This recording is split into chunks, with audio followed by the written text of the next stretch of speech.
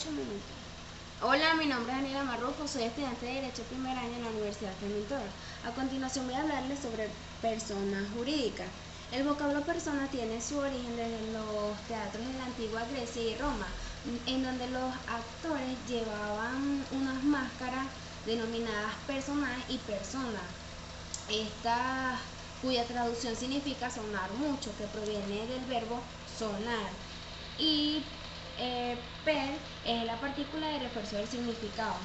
Por una figura del lenguaje se pasó a llamar persona a los actores que usaban estas máscaras, y luego del derecho tomó la palabra para designar a quienes actúan como actores en el mundo jurídico.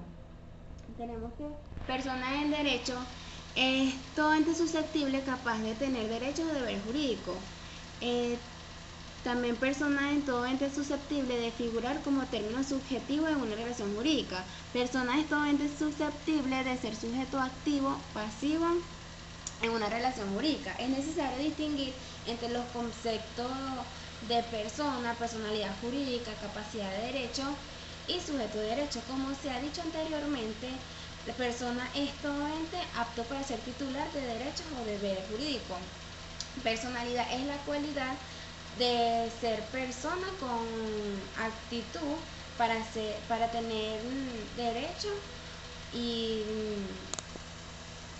deberes jurídicos. Se es persona si se es capaz de tener derecho o deberes jurídicos, y se tendrá personalidad si tiene esa aptitud para poseerlo. Comúnmente las expresiones de personalidad y capacidad jurídica de goce son entendidas como sinónimos y capacidad jurídica, que es medida de esa aptitud. Es por ello que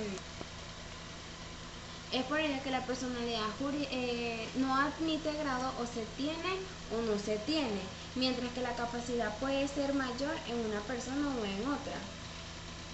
Tenemos en la clasificación de personas naturales y personas jurídicas. En el artículo 15 del Código Civil, las personas se clasifican en naturales y jurídicas. Son personas naturales todos los individuos de la especie humana.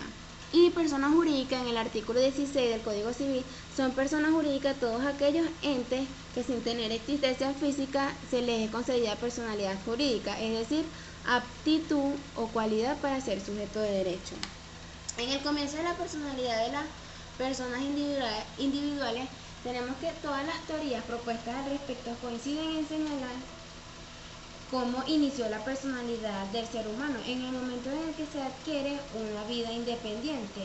Las divergencias surgen porque no existe acuerdo acerca de cuándo el hombre adquiere una vida independiente. En las principales teorías tenemos la teoría de la concepción, que está sostenida por Casaubon en España y con remotos antecedentes en la doctrina de los Santos Padres. Esta teoría sostiene que la vida humana independiente comienza en el hombre de la concepción, y que por ello la personalidad jurídica del ser humano debe comenzar en dicho momento. Tenemos la práctica de esta teoría no ha sido consagrada en el derecho positivo, ya que especialmente por la gran dificultad que existe para determinar y aprobar el momento de la concepción. Por lo tanto, tenemos la teoría de nacimiento. Esta se puede decir que el nacimiento sostiene que la personalidad del ser humano comienza en el momento en que la persona nace, para considerar que con la anterioridad el hombre no tiene una vida independiente. Sus partidarios más extremistas llegan a sostener que el feto no es sino una parte de la madre, un aportio mulieris, lo que es falso, puesto que biológicamente está demostrado que el feto no es parte del organismo de la madre y desde luego tiene una vida diferente de la vida de ella. Dentro de ellas podemos distinguir la teoría de la vitalidad.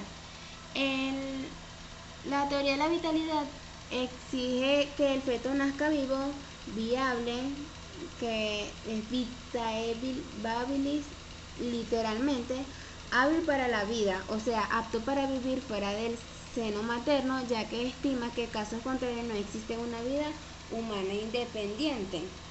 En el nacimiento conviene aclarar que, no obstante las expresiones equívocas de algunos autores, Nadie ha sostenido que la personalidad del ser humano comienza con la inscripción en el registro civil.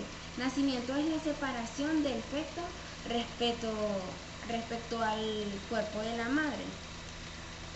El nacimiento y su prueba, tenemos que en Roma los proculeyanos exigían que el niño manifestara su vitalidad mediante voz, es decir, por medio de la voz, como se puede visualizar en la imagen. Y mientras que los sabianos, cuya tesis fue acogida por Justiniano, sostenían que bastaba cualquier manifestación vital, aun cuando no fuera de un grito.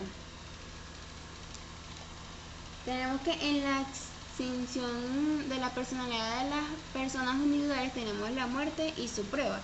En el derecho vigente, la única causa de extinción de la personalidad del ser humano es la muerte, en el sentido biológico de la palabra. No siempre ha sido así. Mientras existió la esclavitud, el hecho de caer en ella extinguía la personalidad del ser humano. Y mientras existió la institución de la muerte civil, la personalidad por los momentos en el ámbito del derecho civil se podía perder como consecuencia en ciertas condenas penales o de ciertos votos religiosos. Entonces podemos decir que la determinación de si un individuo ha muerto o no es cuestión de carácter medio legal. Para probar la muerte, el medio legal por excelencia es la partida de defunción, y a falta de esta la correspondiente sentencia supletoria. De una u otra se tratará de estudiar el registro civil. Entonces por ello tenemos que la carga de la prueba de la muerte de una persona, y en su caso la carga de la prueba del momento en que ocurrió, corresponde a quienes aleguen un derecho de su presuponga dicha muerte, y en su caso la oportunidad de la misma. En el sistema premoriencia, de acuerdo con este sistema, se determina el orden en que las muertes, mediante la presunción de que sobrevive, es el más fuerte, y se determina quién es el más fuerte a base de criterios objetivos que ordinariamente son el sexo y la edad. Tenemos que dicho sistema tuvo su origen en el derecho romano, el cual establecía presunciones de premoriencia. La primera, cuando la duda se refería a ascendiente y descendiente. La segunda, cuando una persona era puber y otra impuber. El propio código incluyó una serie de reglas para presumir la supervivencia de acuerdo con el sexo y la edad. Por último, tenemos que en el sistema conmemoriencia, la crítica del sistema ha llevado a la mayoría de las legislaciones modernas a escoger el sistema conmemorencia, según la cual falta de prueba se considera que todas las personas murieron al mismo tiempo. En Venezuela, el sistema está consagrado en los siguientes términos: si hubiera duda sobre cuál de los dos o más individuos llamados recíprocamente a suceder haya muerto primero que el otro, el que sostenga la anterioridad de la muerte del uno o del otro deberá probarla. A falta de pruebas se presume todos muertos al mismo tiempo y no hay transmisión de derechos de uno a otro. Esto está tipificado en el Código Civil, en el artículo 994. Esto fue todo. Muchas gracias por